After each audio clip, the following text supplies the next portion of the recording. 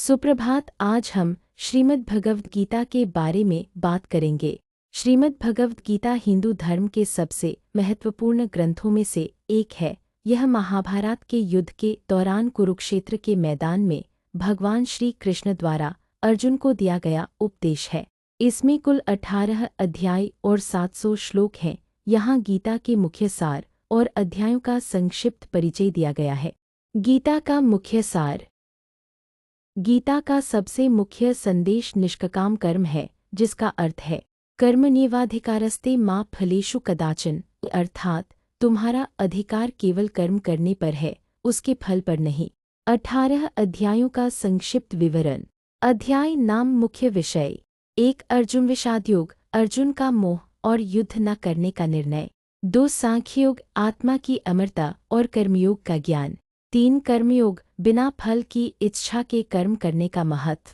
4 ज्ञान कर्म संन्यास योग, ज्ञान और गुरु का महत्व। 5 कर्म संन्यास योग, कर्म और संन्यास में समानता। 6 आत्मसंयम, ध्यान और मन को नियंत्रित करने की विधि। 7 ज्ञान विज्ञान योग, ईश्वर की शक्ति और उनकी प्रकृति। 8 अक्षर ब्रह्म योग, मृत्यु के समय परमात्मा का स्मरण।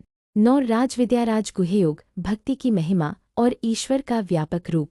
10 विभूति योग, ईश्वर की विभूतियों ऐश्वर्य का वर्णन। 11 विश्वरूप दर्शन योग, श्री कृष्ण का विराट रूप दर्शन। 12 भक्ति योग, भक्ति के मार्ग और भक्त के लक्षण। 13 क्षेत्रज्ञ विभाग योग, शरीर, क्षेत्र और आत्मा, क्षेत्रज्ञ का अंतर। 14 गुणत्रय विभाग योग, प्रकृति के 3 गुण, सत्व, रज और तम। 15 पुरुषोत्तम योग, संसार रूपी वृक्ष और पुरुषोत्तम ईश्वर का स्वरूप। 16 दैवासुर संपद विभाग योग, दैवी और आसुरी प्रवृत्तियों का वर्णन।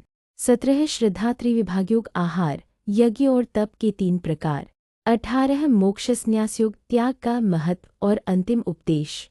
अगले भाग में हम संक्षेप में भगवद गीता की व्याख्या करेंगे। आप सभी का मेरे साथ जुड़ने के लिए हृदय से आभार। अगर आपको यह जानकारी पसंद आई हो तो चैनल को सब्सक्राइब जरूर करें और अपने विचार कमेंट में बताएं।